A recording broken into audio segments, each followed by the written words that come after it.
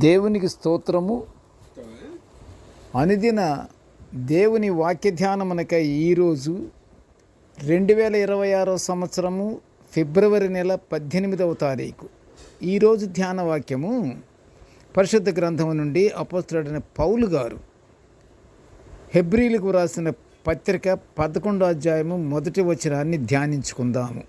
ప్రియ దేవుని బిడ్డలారా, క్రీస్తు ప్రభు వారి ప్రశస్త నామమున మీ అందరికీ శుభములు, దీవెనలు కలుగునుగాక. నేటి ధ్యాన వాక్యాన్ని మనము పరిశుద్ధ గ్రంథము నుండి చదువుకుందాము. హెబ్రీలకు రాసిన పత్రిక 11:1. విశ్వాసమనున్నది నిరీక్షింపబడు వాటి యొక్క నిజ స్వరూపమును, అదృశ్యమైనవి ఉన్నవి అనుటకు రుజువునై ఉన్నది. ప్రియ దేవుని బిడ్డలారా, నేటి ధ్యాన వాక్యము విశ్వాసము గురించి మనము ధ్యానించుకుంటున్నాము.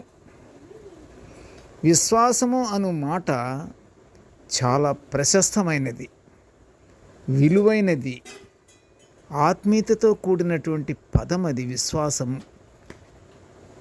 అయితే ప్రియ దేవుని బిడ్డలారా, ఇప్పుడు మనం దేవుణ్ణి నమ్ముకున్న బిడ్డలలో విశ్వాసం అనేది చాలా ప్రాముఖ్యత పొంది ఉన్నది. ఈ పదము దేవుని బిడ్డలలో ప్రాముఖ్యత చెందినటువంటి పదము విశ్వాసము. విశ్వాసముతో దేవుని కానీ మనం అడిగితే అది తప్పక మనకు లభిస్తుంది, అనుగ్రహింపబడుతుంది. ప్రియ దేవుని బిడ్డలారా, ఇక్కడ విశ్వాసం అంటే బాహ్య సంబంధమైన ఆచారాలను పాటించడం, లేక ఏదో ఒక ఉపదేశాన్ని అనుసరించడం కాదు. కానీ ప్రియ దేవుని బిడ్డలారా, దేవునిపై ఆధారపడి ఆయనలో మాత్రమే నమ్మకం కలిగి ఉండడం అనేదే దీని అర్థం. స్థిరత్వము కలిగిన వాడును, నమ్మదగిన వాడునైన దేవుని మాటలను, ఆయన కార్యాలను నమ్మడమే విశ్వాసము. మన నమ్మికే మన విశ్వాసము. ఒకానొక సమయంలో యేసు ప్రభు వారి అంగీని విశ్వాసముతో ముట్టి బాగుపడిన స్త్రీ విషయము పరిశుద్ధ గ్రంథములో మనము చూస్తున్నాము. ఎంత విశ్వాసము! ఆయనతో మాట్లాడలేదు, ఆయన్ని అడగలేదు, ప్రభువారిని అడగల. ఆ స్త్రీ ఆయన ధరించినటువంటి ఆ బట్టను ముట్టుకుంటే నాకు స్వస్థత చెందుతుంది, స్వస్థత పొందుకుంటాను అన్నటువంటి విశ్వాసముతో ఆవిడ ప్రభువారి అంగీని ముట్టుకున్నది. అది విశ్వాసము కదా! ఎంత విశ్వాసము! అది యేసుక్రీస్తు ప్రభు వారి శక్తి అని మనము విశ్వసిస్తున్నాము. ప్రియ దేవుని బిడ్డలారా,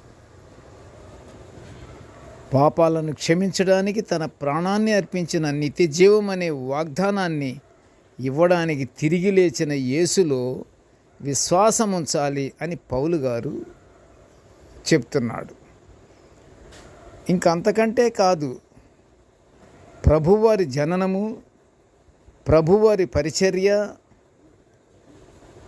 ప్రభువారి మరణము, ప్రభువారి పునరుద్ధానము నమ్మాలి. నమ్మిన తనకే నిత్య జీవము కూడా పొందుకుంటాడు. అంటే విశ్వాసము అంటే అంత విలువైనది అన్నమాట.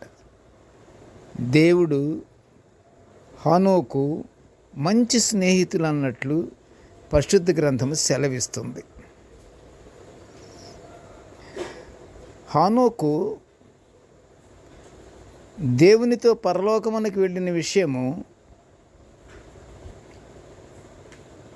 అంతేకాకుండా యోన మత్స్యము కడుపులో 3 దినములు ఉన్న విషయాలను పరిశుద్ధ గ్రంథము ద్వారా మనము వింటున్నాము. దేవుని వాక్యములో ఏది చెప్పబడిందో వాటిని మనం విశ్వాసముతో తప్పక అంగీకరించాలి. అదే మనలో ఉన్నటువంటి విశ్వాసము. ప్రియ దేవుని బిడ్డలారా, దేవుడు చెప్పెను, దేవుడు మాట్లాడెను అను వాక్యములు పరిశుద్ధ గ్రంథములో అనేక చోట్ల వ్రాయబడి ఉన్నవి. పరిశుద్ధ గ్రంథములోని ప్రతి మాట దేవుని మాట అని రుజువు చేస్తుంది. కనుక విశ్వాసం అన్నది నిరీక్షింపబడు వాటి యొక్క నిజ స్వరూపాలే అని రుజువు చేయుచున్నది. ప్రియ దేవుని బిడ్డలారా, విశ్వాసము కలిగి దేవుని కృప, ఆయన ధన్యత మనము పొందుకోవాలంటే ఆయన యందు విశ్వాసం ఉంచాలి. నిత్య ప్రార్థనలతో దేవుని మనం మహిమపరుచుకుంటూ పరలోక ఆశీర్వాదాలు పొందుకుందాము. ప్రార్థన చేసుకుందాము. కృపగల తండ్రి, జీవముగల నాయనా, నీకు స్తోత్రములు. ప్రభువా, నీ దివ్యమైన వాక్యాలను మేము నిత్యము ధ్యానించుకుని ఇంత గొప్ప భాగ్యాన్ని మాకు అనుగ్రహించినందుకు నీకు ఘనమైన స్తోత్రములు నాయనా. తండ్రి, నేటి ధ్యాన వాక్యాన్ని వినుచున్న ప్రతి బిడ్డను ఆశీర్వదించయ్యా. కృపగల నాయనా, నీ కార్యములు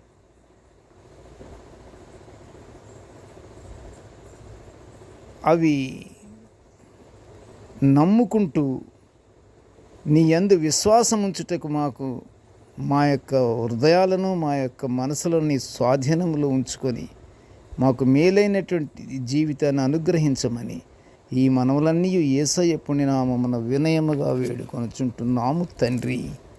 ఆమేన్. దేవుడు మనల్ని అందరినీ బహుగా దీవించుగాక. ఆమేన్.